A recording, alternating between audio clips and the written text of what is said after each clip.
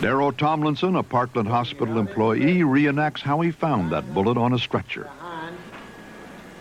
The bullet was ballistically traced to Oswald's rifle.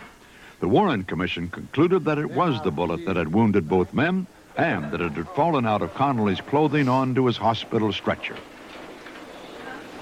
The bullet was found here in this area, and not on that stretcher. That's the stretcher I took off the elevator. The stretcher he took off the elevator was Connolly's, so Tomlinson found the bullet on a different stretcher not connected to the case. This led critics to claim the bullet was planted, but the commission decided Tomlinson was mistaken. It was there when I came up. This is the bullet. I had heard the noise. I'm looking at the president at the same time, and he had pulled his hand toward his throat, and he fell over toward Jackie. There's a second shot, and now Governor Connolly is out of sight. The first two sort of came close together, but now we're riding and praying. And now we see the shot that hit the president in the head. When I stated I felt like the second and third shots could not have been fired from the same rifle, they reminded me that I wasn't an expert. Other witnesses heard shots from the rear. Photographs taken immediately after the killing showed a plainclothesman picking up a bullet. The photographic evidence nor the movement of Kennedy's head prove he was struck from the grassy knoll. But much of the eyewitness testimony has never been explained, and there were ear witnesses who heard shots from several locations. Malcolm Summers. I do think the first shot came from the school book depository up there. And then when the second one came, I did not know who all was shooting. I was thinking it was more than one person shooting. The first shot sounded just like a little pop. It sounded like a firecracker from a faraway distance. The other sounded real close, real close. The surgeon who operated on Governor Connolly's chest wounds at Parkland Hospital was Dr. Robert Shaw. The bullet struck lateral to the shoulder blade, stripped out approximately 10 centimeters of the fifth rib, driving fragments of the rib into his chest, went on and struck the radius bone of his lower arm at this point, and a small fragment of bullet entered the inner aspect of the lower left thigh. I have never seen a bullet that had caused as much bony damage as you found in the case of Governor Connolly remain as a pristine bullet. Shadows. Critics said this open umbrella was a CIA weapon, which the man holding it used to fire a dart that paralyzed Kennedy in the neck. But a witness told Congress he was the man with the umbrella, and he had held it open to make a symbolic political statement. Committee staff opened this umbrella so we can ascertain there's no dart gun in it.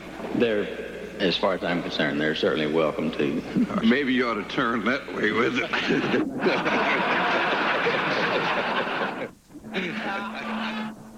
Congress hired a group of experts to examine moments before Kennedy was first wounded. On the grassy knoll is a shape resembling a black dog. Photo analyst Bobby Hunt. It is a black shape, apparently the head and shoulders of a man.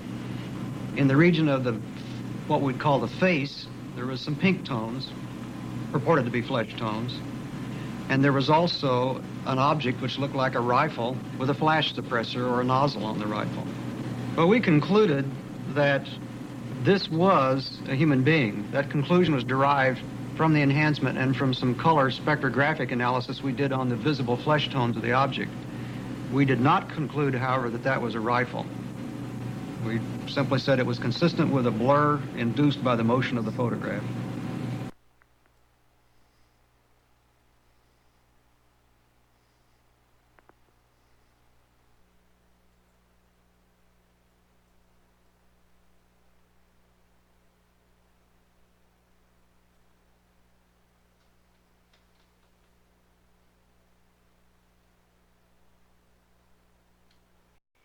Yes, I doubt severely that Governor Connolly's right wrist suffered a delayed reaction. In all reality, it was probably Kennedy that suffered a slight delayed reaction, so he was probably wounded. He was probably struck and then started reacting shortly after. Also here, it says Governor Connolly viewed the film and testified he was hit between 31 and frames 231 and 234. So he was pretty accurate. But that wasn't good enough for the Warren Commission. They knew that was still a big problem. 228, and also, as you can see, by his own testimony, he was in the process of turning straight forward again when he was hit, and he felt the impact. Exactly what the film shows.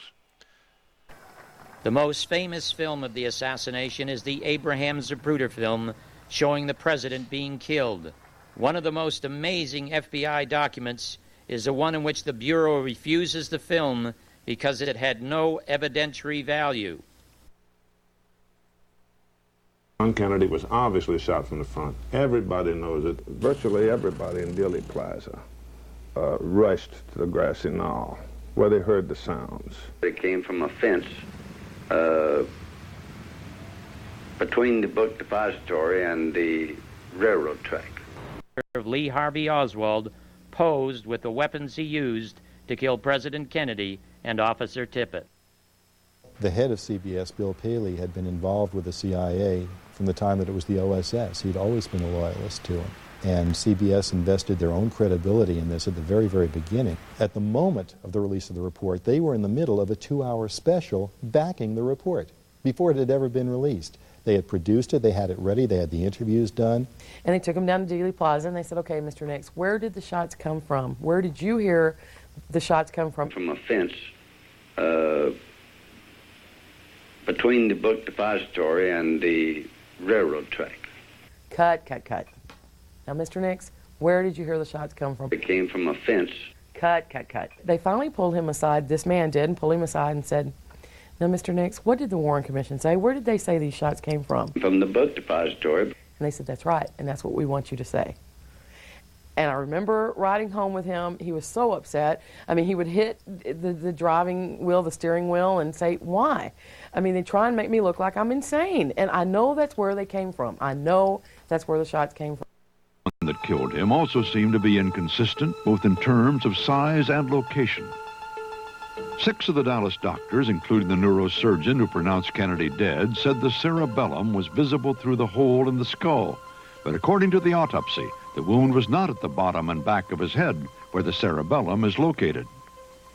In fact, in this drawing, we see only a small entry wound at this location.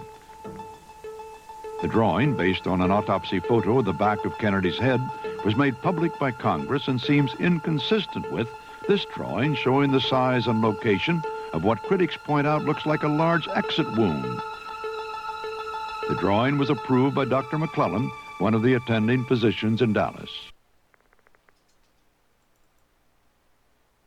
There was 3 or 4 real close together, and it was must have been the first one that shot him, because that's when that was the time I took the picture. And during that time, after I took the picture, and the shots were still being fired, I decided I'd better get on the ground.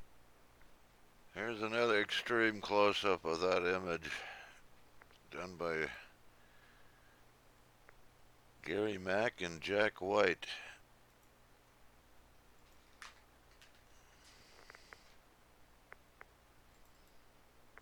At best, confusing. Dr. Robert McClelland saw the wounds firsthand at Parkland Hospital in Dallas. The wounds are consistent, I think, not with the bullet having been fired from the 6th floor of the depository building from behind the president, but from somewhere around the grassy knoll or the triple underpass, somewhere in the front. Seeing that Zapruder film and noting the way the president was thrown backward violently to the left, And having seen that wound, I thought to myself, there's no close-up way online that that of the could have Mormon come photo. from the 6th floor I enhanced behind this him. many years ago. And what of the president's other? They claim that there was a small little wound here in the back of the head. There was, 3 or 4.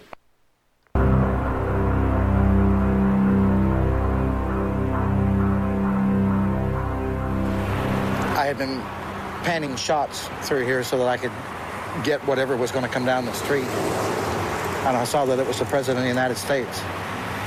And as I was... Now, Gordon Arnold, here's his story here. He claimed he was on leave, and he went to the parade to watch the President.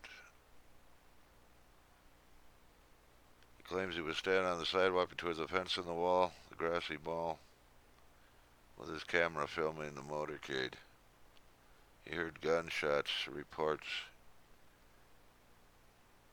and he hit the dirt. Now also in the Jack White, Gary Mack close-ups of the Mormon photo, this is what they claim is Arnold here to back up his story.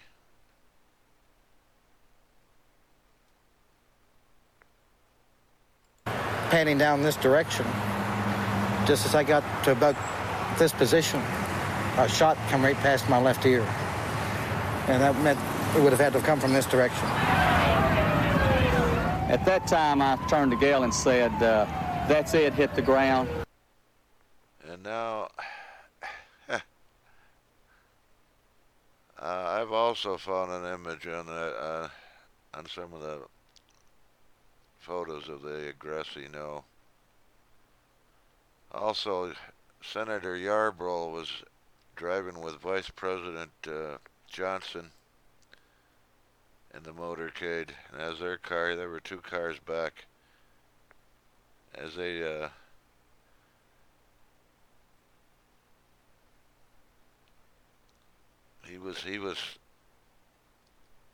my eye was tracked to the right, and I saw the man jump about 10 feet like an old-time tackle in football, land against the wall. He also thought he smelled gunpowder near the grassy knoll and yelled, "My God, they've shot the president."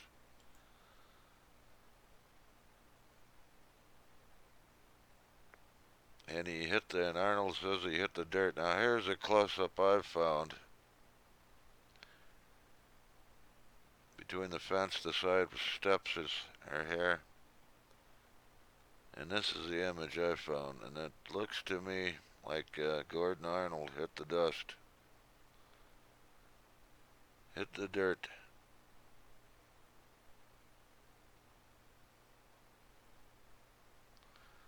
And if what he says is true,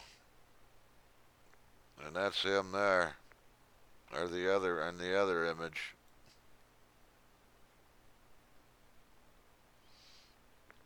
that alone would prove conspiracy. Well, and we turned and hit the ground and covered our children. But when the third shot was fired, I thought it came from directly behind, towards the grassy knoll behind me.